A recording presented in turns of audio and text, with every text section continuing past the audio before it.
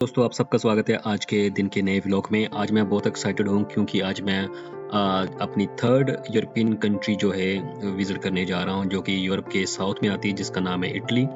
सो मैंने जो अपनी flight CDG air international airport Paris से लियोनार्डो डा विंची के लिए, जो कि मेन एयरपोर्ट है रोम में। सो ये 2 घंटे की फ़्लाइट थी। और अभी क्विक रिव्यू कर लेते हैं इसकी हिस्ट्री और ज्योग्राफी के बारे में। सो जो ये कंट्री है ये सदर्न ऑफ यूरोपियन यूनियन में है और ये इसका जो एरिया है तकरीबन 300,000 है, जो कि 10th नंबर पर आता है यूरोपियन यूनियन की। और इसकी जो कैपेसिटी है रोम है। सो टोटल जो पॉपुलेशन है मोर देन 60 मिलियन है ओवरऑल। और जो हाईली पॉपुलेटेड जो सिटी है वो रोम ही है, जिसकी पॉपुलेशन 3 मिलियन अबव है। सो जो ये कंट्री है इसके वेस्ट साइड पे तहरीन सी आता है और जो ईस्ट साइड है उसमें एड्रियाटिक सी आता है। अगर हिस्ट्री के बारे में बात करें तो इटालियन जो कंट्री है वो 1946 में सेकेंड वर्ल्ड वॉर के बाद रिपब्लिक बनी। उससे पहले वो किंगडम थी 1871 तक। और ये 18 टू 19 सेंचुरी तक अंडर दी पॉप जो क्रिश्चियन की सुप्रीम अथॉरिटी थी उनके अंडर है। और जो ये रोमन एम्पायर की हम बात करते हैं तो इनका जो इनका ये शुरुआत थी वो एक जो रोमोलस जो किंग था उनके साथ हुई, उनके नाम पर ही है। बट इनका जो मेन जो एम्पायर का स्ट्रॉन्गेस्ट स्ट्रेंथ दिखी वो थी अंडर रोमन एम्पायर की, जो कि फर्स्ट बीसी से लेकर फिफ्थ जो एडी टाइम था तकरीबन 500 साल का, उसमें इन्होंने का बहुत डोमिनेट किया अराउंड पेंसिल्वेनिया और मेडिटेरियन और यूरोपियन नेशन को। और उसके बाद में मिडल ईस्ट और इसके बाद में जो इनका जो फॉल ऑफ रोमन एम्पायर होता रहा। सो अगर हम आज की बात करें तो इटली जो है वो काफ़ी फेमस है अपने आइकॉनिक फैशन के लिए, लैंडमार्क्स के लिए, और जो आइकॉनिक बिल्डिंग्स है सराउंडिंग रोम में उसको देखने के लिए। सो यहाँ पर एक सेल्फ ओरिएंटेड एक स्टेट भी है जिसको कंट्री बोलते हैं। दुनिया की सबसे छोटी कंट्री जिसको वेटिकन सिटी कहते हैं, हम उसके बारे में बात करेंगे। सो जो ये क्विक रिव्यू था मेरा इस कंट्री के बारे में। अगर हम अभी बात कर लेते हैं अपना जो विज़िट था मेरा पहला इस कंट्री में उसके बारे में। सो मैंने अपनी जो शुरुआत की थी सीडीजी एयरपोर्ट से की थी और इनका जो लियोनार्डो डी विंची एयरपोर्ट है वहाँ से लैंड की फ़्लाइट। सो अगर डिस्टेंस की बात की जाए तो लियोनार्डो डी विंची जो इंटरनेशनल एयरपोर्ट है वहाँ से जो रोम का सिटी सेंटर जहाँ क्लोसियम आप बोल सकते हो, जो डिस्टेंस है मोर देन 30 किलोमीटर है। सो जब भी आप यहाँ पर लैंड होते हो आप बाय टैक्सी यूज़ कर सकते हो। और आई प्रेफर कि आप जो इनकी वेल कनेक्टेड बस सर्विस है और प्लस जो ट्रेन सर्विस है आप वो यूज़ कीजिए। सो उसका जो चार्जेस हैं अराउंड 15 यूरो है। सो आप क्लोसियम के सिटी सेंटर के नज़दीक आप आ सकते हो। तो आल्सो आई हाईली रिकमेंड जो आप अपना रूम अगर आप लेना चाहते हो, हॉस्टल लेना चाहते हो, आप क्लोसियम के पास लीजिए, क्योंकि यहाँ पर जो देखने वाली जो प्लेसेस हैं वो सारे सराउंडिंग 10 किलोमीटर के अंदर ही हैं। सो आप बाय वॉक भी ट्रैवल कर, अदरवाइज आप जो इनकी पब्लिक सर्विसेज है आप यूज़ कर सकते हो। आप जो ये रोम का पास है आप वो भी यूज़ कर सकते हो, जिसकी जो 2 दिन की कॉस्ट है 12 यूरो से 14 यूरो तक है। अगर आप 1 डे के लिए घूमना चाहते हो तो उसका 7 यूरो के तकरीबन है। सो आई हाईली रिकमेंड, अगर आप मोर देन 3 डेज आप रुकते हो तो आप 7 डे का पास लीजिए जिसकी कॉस्ट 24 यूरो है। सो इस ट्रांसपोर्टेशन में मेट्रो, बसेस, ट्रैम, जो ये 3 चीज़ें हैं ये आ जाएंगी। और ट्रेन इसमें नहीं आती, जो कि आपको city outside of the city अगर आपने जाना है तो। सो ये जो पास है ये काफ़ी हेल्पफुल रहेगा आपको नियर बाय लोकेशन तक पहुंचाने के लिए। अभी दोस्तों बात कर लेते हैं कि जो टूरिस्ट स्पॉट्स हैं सिटी सेंटर जो रोम के वो बहुत सारे हैं। सो इसको विज़िट करने के लिए ये बहुत इंपॉर्टेंट है कि आप अपना जो होटल है बुक कीजिए नियर बाय सिटी सेंटर। सो ये आपके लिए इजी और कन्वीनियंट होगा। सो मेरा जो होटल था तकरीबन लेस देन 1 किलोमीटर था क्लोसियम से। So it's really good for me by walkable distance था। अगर हम क्लोसियम के बारे में बात करें तो इसकी जो परमिसेस है, इसका जो यार्ड है, आप उसमें एंटर हो सकते हो विदाउट एनी फ़ी। आप अपनी पिक्चर क्लिक कर सकते हैं। बट अगर हम बात करें इसके इंटरनल टूर की और प्लस रोमन जो फॉर्म है जिनको एंशियंट सिटी बोला जाता है रोमन की, अगर वो बिल्कुल वॉकेबल डिस्टेंस पे है इस क्लोसियम के, सो इनकी जो कंबाइन एंट्री फीस है वो है 32 टू 35 इज डिपेंड अपॉन कि अगर आप अरीना ही देखना चाहते हैं या फिर आप रोमन फोरम है जो सिटी है इनकी वो देखना चाहते हैं या क्लोसियम के अंदर जाना चाहते हैं। सो तकरीबन मैंने 35 यूरो की टिकट ली है क्लोसियम के इनसाइड देखने के लिए, जो अरीना उसके अंदर जाने के लिए, प्लस जो रोमन फोरम है, प्लस एक ऑडियो गाइड भी आपको मिलती है। सो अगर हम क्लोसियम के बारे में बात करते हैं तो क्लोसियम ओरिजिनली एक एम्पली थिएटर है जिसमें बहुत सारे लोग उस टाइम में इसको देखने आते थे। सो इसकी जो शुरुआत थी 1st सेंचुरी में हुई थी under the empire of Vespasian and Titus, जिन्होंने इसकी शुरुआत की स्पेशली जो ये ग्लैडिएटर की फाइट्स के लिए यूज करते थे, जो कि एक ट्रेन सोल्जर होते थे, प्लस एनिमल हंट्स होते थे। काफी सेंचुरी तक ये चीजें रही हैं। बट पोस्ट रोमन एम्पायर के बाद तकरीबन 6th सेंचुरी में इसको बंद कर दिया गया था और इसको जस्ट वर्कशॉप और एज ए फोर्ट के लिए यूज़ किया जाता था इस क्लोसियम को। सो आज के दौर में अगर बात की जाए तो ये एक ग्लोबली रिकॉग्नाइज सिंबल है इंपीरियल रोम एम्पायर का। सो जो बहुत सारे जो लोग हैं दुनिया से इसको देखने आते हैं कि क्योंकि इस टॉपिक के ऊपर बहुत सारी मूवीज़ बन चुकी हैं और इस जो ये ग्लैडिएटर वॉर होती थी इस क्लोसियम में, वो उसके बारे में लोग जानना चाहते थे।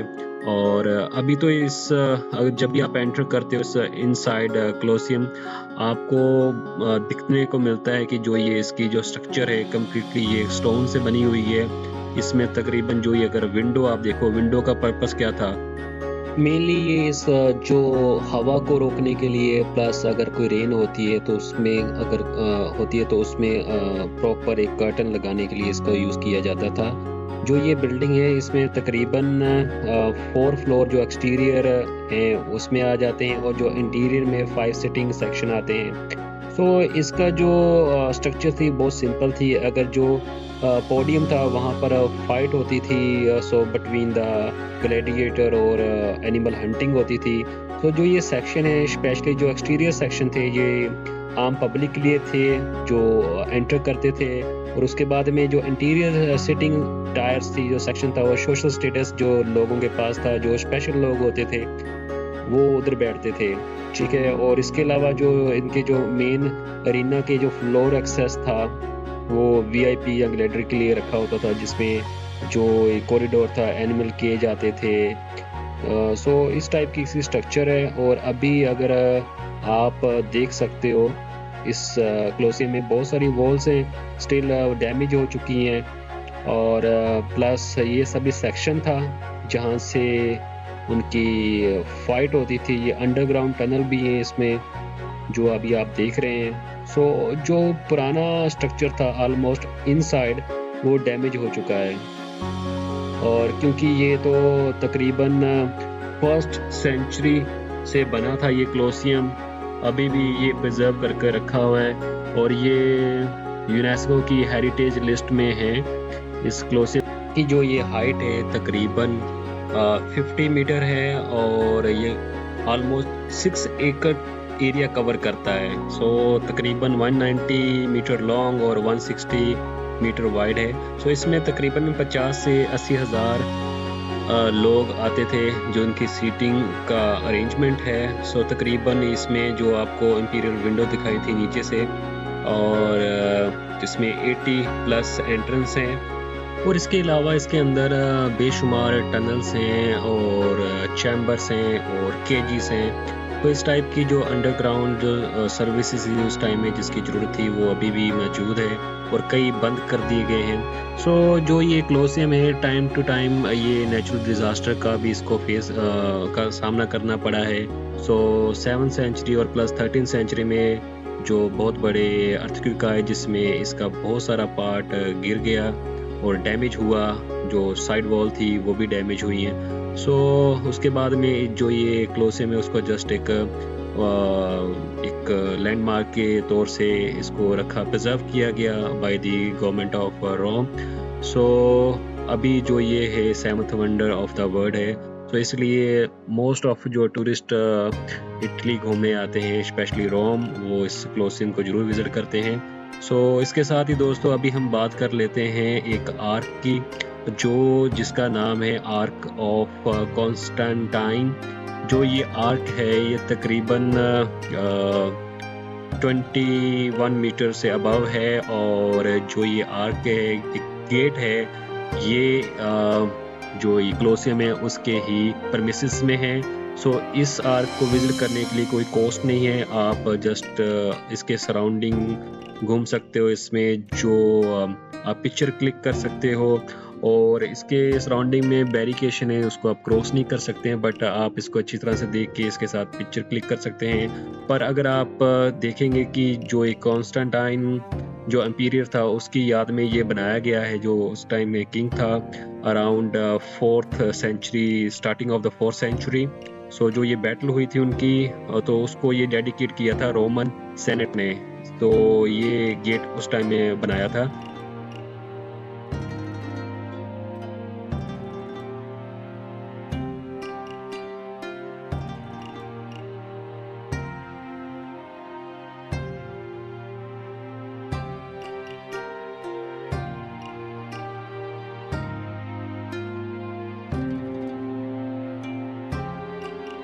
दोस्तों अभी जो नेक्स्ट स्टॉप है वो है हमारा रोमन फोरम, जिसको एंशियंट सिटी भी बोला जाता है रोमन एम्पायर की। सो जो इसका जो पीरियड है 7th century to 14th century, सो तकरीबन ये 800 साल का जो इनकी हिस्ट्री है, ये इसका यहाँ पर डिटेलिंग दी गई है इस फोरम में। जब भी हम इसमें एंटर होते हैं, इसकी जो टिकट है ये कंबाइंड टिकट है, अगर आप कोलोसियम के साथ लेते हैं, जो कि 35 यूरो है। सो एंट्री जब यहाँ पर आप करते हैं तो यहाँ पर एक एंट्री पॉइंट है, गेट है, जहाँ पर आपको ये अपनी टिकट स्कैन करनी होती है, और उसके बाद में आप इस जो ये एरिया है, जो बैरिकेटेड और बाउंड्री वाला एरिया है, आप उसमें एंटर हो सकते हैं। और जो ये सिटी है, जो कि एक डिमोलिश्ड और हिस्टोरिकल सिटी है, ये कम्प्लीटली डैमेज हो चुकी है। इसमें जो देखने के लिए हैं वो स्ट्रक्चर हैं, कुछ एरिया हैं, स्पेशली जब आप एंट्री करते हो तो आपको आर्क गेट हैं वो आपको मिलेंगे, जो है टाइटस और प्लस जो उनके किंग्स थे उनके विक्ट्री के आर्क बने हुए हैं, आप वो देख सकते हो। और उसके बाद में जो नेक्स्ट स्टेप आता है, बहुत सारे टेम्पल्स हैं, टेम्पल ऑफ सेट्रम और टेम्पल ऑफ वेस्टा और डिफरेंट काइंड ऑफ टेम्पल्स है, जो कि इस सिटी की बिगनिंग में जो यहाँ पर सिविलियन रहते थे वो उसमें अपनी प्रे करते थे। उसके बाद में पब्लिक बिल्डिंग्स आ जाती हैं जो कि कम्प्लीटली डैमेज है, कुछ कॉलम आ जाते हैं, आप वो भी देख सकते हैं। सो रेजिडेंशियल एरिया आगे आ जाता है, जिसमें लोगों के बहुत सारे घर होते थे उस टाइम में।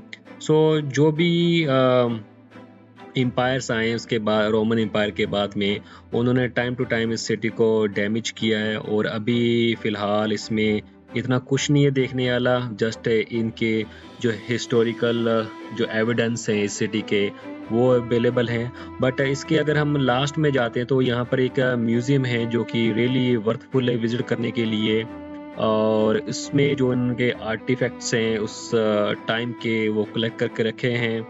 और इसके अलावा जो एक म्यूज़ियम है जिसको कैपिटोलाइन म्यूज़ियम बोलते हैं, जहाँ पर डिफरेंट काइंड ऑफ पिक्चर रखे हुए हैं, और यहाँ पर एक जो ये स्टैचूज हैं आप देख सकते हो, जो फेमस है, उन्होंने कम्प्लीटली बैरिकेड करके रखा हुआ है। उनमें से एक स्टैचू है जिसकी जो आर्म्स है वो नहीं है, वो बहुत फेमस है, I don't know who's that person, may be Augustus जो इनका किंग था फर्स्ट रोमन एम्पायर का, उसका स्टैचू बना हुआ है।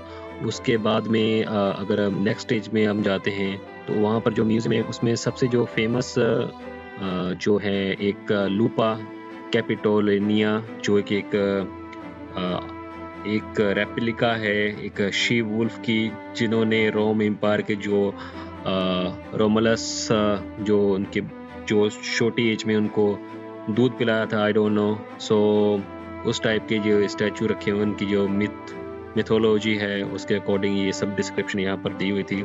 सो अगर ओवरऑल मैं बात करूँ इस जो एंशिएंट सिटी थी, इसमें कुछ म्यूजियम जो थे रियली वर्थफुल थे, जो लास्ट में मैंने आपको बताया देखने के लिए।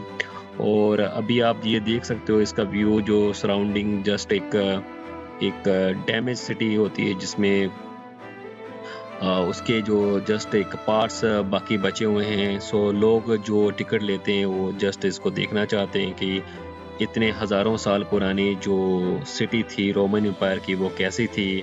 सो इट्स लाइक कि आपके मन में क्यूरियोसिटी होती है कि हाँ भी मैंने वो सिटी देखनी है। So that is the reason कि लोग यहाँ पर आते हैं। सो आज का दिन काफ़ी बारिश वाला था और खूब इंजॉय भी किया। So this is the my first historical place, जो कि एक अपने आप में वंडर है इस दुनिया का। सो उसको विज़िट किया। सो जब भी आप रोम आए, आप स्पेशली कोलोसियम को अपनी टॉप लिस्ट पे रखें।